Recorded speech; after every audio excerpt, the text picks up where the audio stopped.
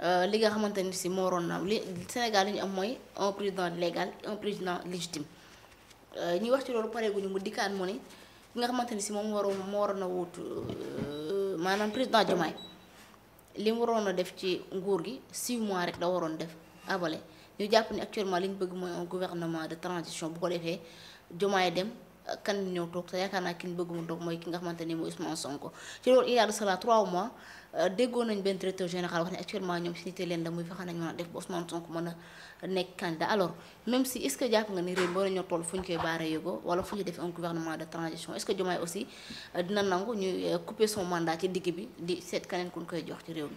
xam nga nag. ñun moom juddu nañ nag gis nañ gouvernement bu ne jaar na fi. waaye bu nekkee lii ñu bëgg a def moom la ñu bëgg a def ça va pas passer et les Sénégalais ne vont pas se laisser faire. ñu nekk ñu ci foo xam ne dañuy baare yóbbu mété sëy ku ñu takk ñetti yoon nga war a bëgg sa yaa dellu ku ñu fase ñetti yoon nga bëgg a delluwaat sa jëkkër. ñun ñu baare yóbbu ñun buñ ñu fontoo ñoom suñu manqué ñun manqué wuñu ñoom suñu matadee ñun matadee wuñu. je parle même pas de l'opposition parce que marche yi fi am yëpp xam nga ne c'était pas l'opposition moo doon marche. ce sont les citoyens sénégalais. épris de justice. gis ñu jël seen état bi di ko fowe jël seen gouvernement di ko fowe gis leen Sénégal di ko fowe. ñooñu ñoo jógoon. tout à fait. foo romb buntu kër ga nit ñi génn nañ. keroog ña doon marche du association du malfaiteur du ay wéyu du ay bande salté du ay violeur. du ay sàcc du ay wax fenkat. gars yi nee na ay délinquants ñoo doon marche des voleurs. waaye daaj wu ñu boutique de. ku mar naan da ngay gaare da ngay dox naan ko dugg ci boutique bi benn boutique tëjul. heure bu ñu mësaan a bëgg a marche ñu doon ay woyu doon association de malfaiteurs ñëppay tëj seeni boutique bañ cay toll. ba ñuy nekk ci opposition bi heure bu ñu bëggee marche tëj naa sama boutique tëj nga sa boutique keneen tëj na boutique am. tout à fait waaye bii saa yi ñu déclaré marche. kenn tëjul buntu këram nit ñaa nga toog seen buntu kër di naan seeni ataay de kenn këful téléphone kenn. benn woyu newu ca. bandi salte newu ca. woyu ya sax ñemewuñ faa dugg nag. ndax xam ne fii moom. wund du fi naanee ñeex. dama ne la ay diiru Guy Marius Sagna man li ma ci mën a wax mooy li ma ci xalaat. Guy Marius Sagna wax na fi bërki démb loo xam ne. suñ ko jaaralee ci yoon c'est 2 ans à 20 ans de prison. Il a dit qu'il y a un président légal. Et un président légitime. tout à fait légal mooy kan. Diomaye. légitime. Sonko xanaa. loolu mooy Ndeye Sow. Diomaye demal nga coup d'état ko. Diomaye bu la waxee bul def bu la waxee defal bul def. bu la nee toogal bul toog. xas ko saaga ko wax ko lu la neex loolu la Guy Marius Sagna wax keroog. pour yow ni nga ko déggee. mais attends c'est grave ce que le Guy Marius Sagna a dit. Toi tu sais pertinemment que c'est grave li mu wax. Comment 54% des votants ont voté pour ce Diomaye-là. Et vous venez nous dire que Diomaye est légal, qu'il est légitime. Maanaam kon Diomaye ne pousse jox kii chez am loolu mooy Diomaye c'est pas le président de la République bi ñu fi waroon teg Ousmane Sonko mooy président bi léegi yéen depuis lors ngay dégg ay nit yuy saaga Diomaye ay nit yuy xas Diomaye ay nit yuy am fit di xas ay ministre di saaga ay ministre Diomaye réagirut ñu gis bërki démb mën nañ ne dañoo naka lañ koy waxee le fauteuil du maire muy Barthélémy Dias ñu jox ko Abass Fall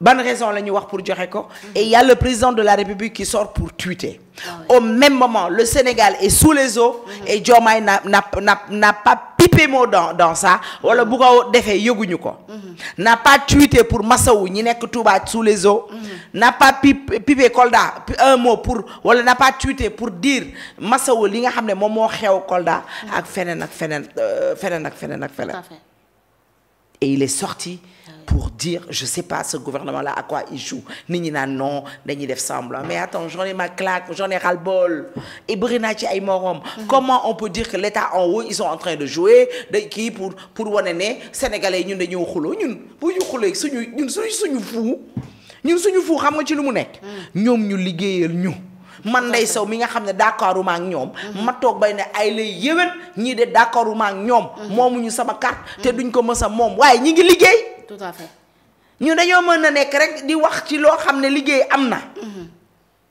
léeg-léeg nga dégg ku ne non moo ñii dañ naan dañoo am problème dañuy jouer rek mais ñun on en a rien à cirer que xuloo ngeen juboo ngeen ñun dañ ne ngeen liggéey. ngeen jox sénégalais yi cër. mbéjum karam borom a koy fajal boppam li ma ciy naqarlu mooy. damaa xeex ci pour ñu jox Macky Sall cër. parce que c'était le président de la République il représentait une constitution une institution.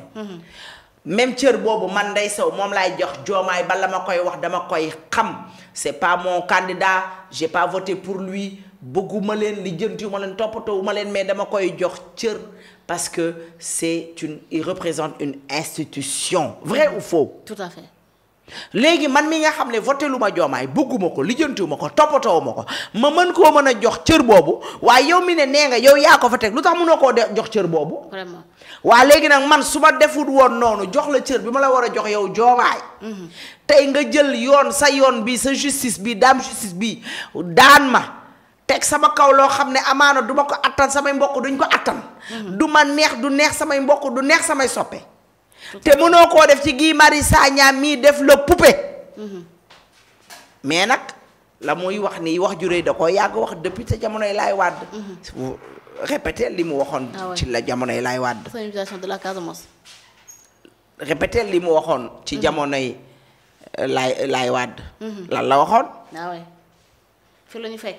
fii la ñu fekk. tout à fait. mu ne Casamance dañ ko jox liberté am. Casamance dafa war a. mettez loolu non dafa mooy liberté bi rek. tout à fait. et jusqu'à présent. man j'ai parlé avec une dame boo xam ne elle n'est pas avec eux ah. elle n'est pas avec eux mais. hier j'ai parlé avec au téléphone dafa naan dinaa ñëw Sénégal. ndaw si loolu la ma dinaa ñëw Sénégal. léegi bu ñëwee Sénégal lu mu bëgg.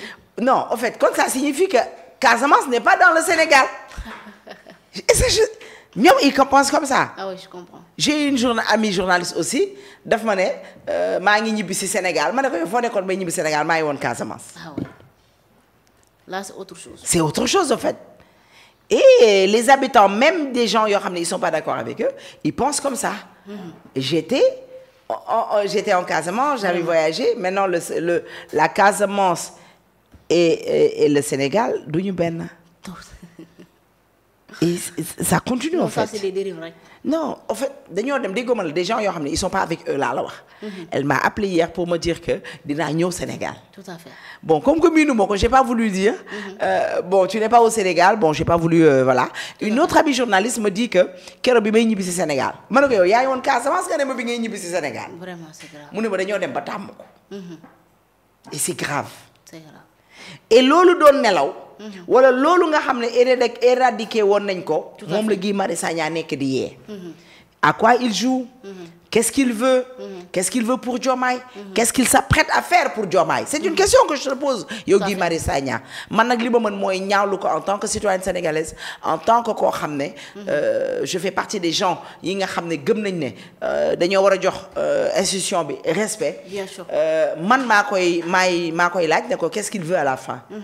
mbéjum kanam nag encore une fois Diomaye yow yaa koy fajal sa bopp dafa benn nag li la Guy Marius Sagna di wax ak sa gouvernement bi daf leen a neex. mais est-ce que tamit du gars dañu am benn agenda bu ñu war a dérouler boo xamante ni si jàpp agenda caché boo xam ne. waaye mënu koo dérouler ñoom Ousmane Sonko moo ko war a mën a dérouler peut-être parce que dégg nga ma jàmbal mu ni Ousmane Sonko jour temps dem nga gisante nga ak Salif Sadio on sait jamais ba xam est-ce que loolu am na wala déet. bi gën a garaaw Barthélémy Diaz dem na nee na def nañ loo xam ne tey bu ko ci yoon toppoon. daan yu rëy lay daan fan la jëm mu ne cour d'appel kon moom nañu wax lan la. Bien sûr. Il faut qu'il ose nous dire c'est quoi. Le gars il est capable de faire quoi? Il est capable d'aller jusqu'où? Il faut que loolu Barthélémy Diaz dimbali ñu ci. Ah, bien sûr. Monsieur le maire Barthélémy Diaz. Il faut mu dimbali ñu wax ñu. L'ancien maire. Moi je le considère comme le maire de Dakar jusqu'à présent parce que nag gisuma façon bi ñu ko dindee bu nekkee li nga lire ci seen code bi c'est pas ça c'est pas comme ça. Moi je le considère toujours bien vrai que tekki nañ ko. Je le considère comme le maire de Dakar. Voilà.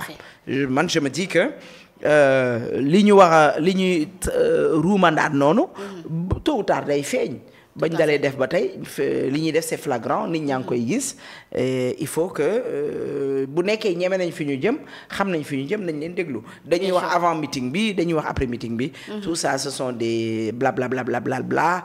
pour seen incompétence mën naa ne peut-être moom la ñuy nëbb pour sénégalais bañ ko wax moo tax ñu defar seen téramissine bi bien sûr pour jox nit ñi doom ñu naan encore une fois les gens qui ne comprennent rien du tout nekk ci rek di mbel ci wax du ñàkk nag ñu wax ci quand même mais nag am na leneen lu jiitu woon lii yëpp mais seen agenda caché bi daal mi ngi fi mais pour ay baara yógoo nii nekkuñu ci sëy ñetteelu sëy bu tas ñu war koo baara yógoo loolu du fi amee ñun buñ ko seetaanee am na ñoo xam ne duñ ko seetaan voilà mais gars yi bu fekkente ne si liñ tënku ak Diomaye nanga ko am waa ji mën na dellu mën na dem assemblée pour demander sa démission dem assemblée y a pas de souci kan mooy demander démission pour dem assemblée mais arrêtons il se fout de qui Ousmane Sonko tu peux plus retourner à l'Assemblée nationale arrête wax naa la bàyyi di coxataan sa bopp je te dis bàyyi di coxataan sa bopp kii dafa bëgg di coxataan boppam.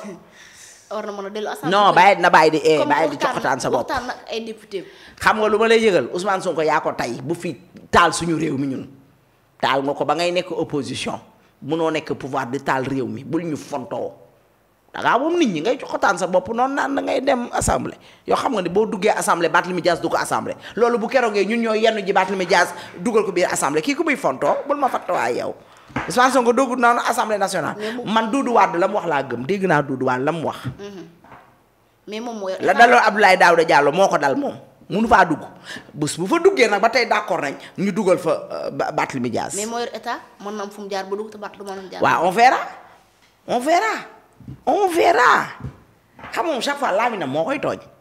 waaw Lamine ak i jëfam parce que du laaj il est suffisant yaakaar na ne moo mën lépp moo xam lépp loolu la. mais bu joxataan sa bopp. bu demee waxtaan kay ay. yow yaa bëgg nooya. non dëgg la kii dafa bëgg nooya kii mooy fattuwaay di ma reetaan loo kii yow yaa bëgg nooya yow yaa bëgg ne foo jaar foo jëm yow yow da ngay battre campagne ak ki nga choisir. mais pour nga dégg wéew nii dem jëli parrainage def ay affaire ak yi non tu es candidat doo ko dégg fenn fu ñu koy déggee xanaa ñu lijjantil la ko. non waaye nag dëkk bi nit ñi nelawuñ de. mais moom dafa suspendre. te ñun gàllaa jàppuñu. dafa suspendre woon mandat député. en tant que journaliste yow loolu nga dégg loolu nga liir. mais moom loolu ma wax na ko. daf ko suspendre woon. ba mu ko njëkkee def. toog naa ci plateau yu bëri def naa sax toog naa fii nee naa leen loolu est-ce que am na ci voilà est-ce que légal na au fait le fait que mu nekku fa joxu ko keneen mu suspendre ko. mais moom ni mu ko defee moo baaxul. ni mu ko defee moo baaxul. d'accord voilà. ok alors. kon ñàkk na ko. est-ce que bokk nga ci ñi prôné ni actuellement le premier ministre dafa war a démissionner wala président Diomaye limogé ko parce que moo boole ko réew mi. xam nga je t'ai toujours dit. bi muy wax naan day def redressement. de l'économie xawma lan j'ai toujours dit et je me répète le seul redressement qui ne vaille dans ce Sénégal-là wala le seul redressement qui ne vaille c'est sa démission ou son limogeage il doit être limogé wala mu démissionner démissionner nag gor moo ko mën. pour quel motif incompétent son gouvernement ne bouge pas son gouvernement ne travaille pas la preuve bërki démb ci inondation yi la preuve bërki démb ci ouverture des classes on n'a pas senti cette ouverture des classes même pas un mois grève commencé am jàngalekat yi commencé di avertir lan nga sentir un ministre qui vient me dire oui téléphone du am mais téléphone musul am biir école ku ko mës a def collé nañ la y a des cols est-ce que xam ngeen lan mooy col. lan mooy col. maanaam punition en fait ñun col la ñu xam j'étais dans les trucs école yi ma jàngee col la ñuy wax. on te fait un col.